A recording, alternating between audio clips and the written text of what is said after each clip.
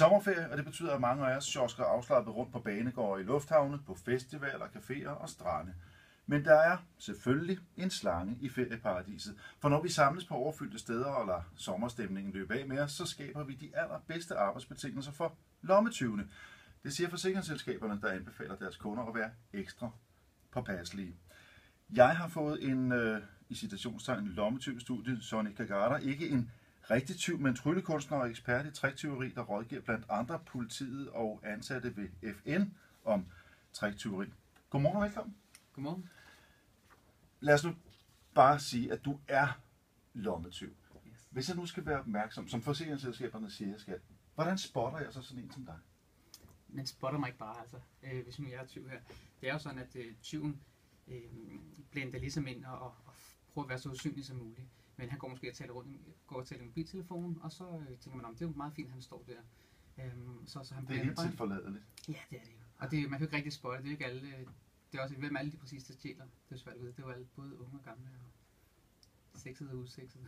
Så vi kan ikke bruge Anders Sand forestillingen om folk med numre på brystet. Nej. Eller dansholbrødrene. Nej, eller det. Du oplever, du opdeler tyverier i et par kategorier. Café-tyverier på den ene side og lommetyverier på den anden. Hvordan, hvis vi tager lommetyverierne først, hvordan foregår de typisk? Jamen, de foregår sådan, at folk mange gange placerer deres ting de forkerte steder. Det er jo, at ligesom hvis nu har du placeret din mobiltelefon i yderlommen, og så står der mange gange, hvis du står i busstopstedet, så vil folk stå sådan noget, nu ligger, du ved, jeg lægger hånden ned, og næsten nu er det svært at mærke. Ja. Ja? Så hvis jeg gør sådan her, så vil jeg være rigtig, så vil det være let at hive den op her. Det kunne også være, at jeg bad dig om, du bare havde fingeren fat i telefonen her, og så bad dig om at gå, eller du begynder at bevæge dig, så går du nærmest ud af telefonen. Så forlader jeg den, og så mærker du den selv. Ja, så forsvinder den bare. Så hvis nu vi lægger den tilbage her, hvad har du i inderlommen? Her har jeg en tegnebog. Okay, så kunne det også være den her. Så hvis du nu vil lægge den her væk, hvad har du den anden? Der har jeg ikke noget lige nu. Jo, jeg har. Hvad har du? Jeg har en nøgle. Okay, nå.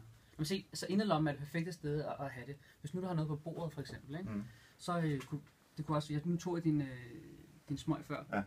Ja. Dampsmøg, skal jeg sige. Og det er ligesom det café-tyveriet. Her kommer man altså ind og stjæler ved at lægge avisen over, det er det jeg gjorde. Ja. Læg over, og så du ikke, da jeg fjernede det igen. Nej, jeg kunne bare ikke finde den. Og du redde det. Ja, og som lommetyv, der tager man altså sin pung og din telefon her. Nu har han min pung og min telefon. Helt med.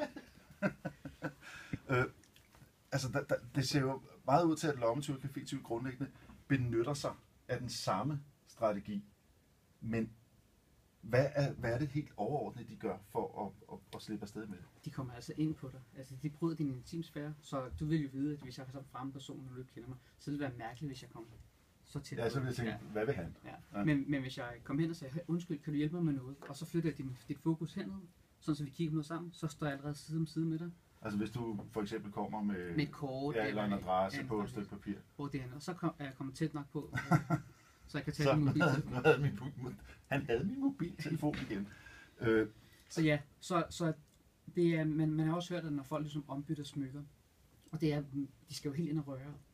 Og det sker altså ved, at jeg kommer ind og bryder din intimsfære igen. Så hvordan gør det? Det gør jeg ligesom ved at igen flytte dit fokus.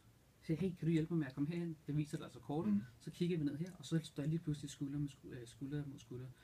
Og det kan også godt være, at jeg taber noget, sådan så du ser, eller så er det dig, der siger, hey, undskyld, at du tabte noget. Og så siger tusind tak, og så sætter jeg så stor pris på det.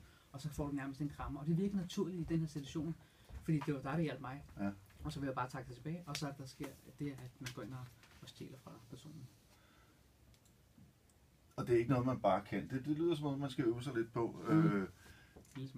Vi taler lidt videre om det på den anden side af nyhedsoverlæggen.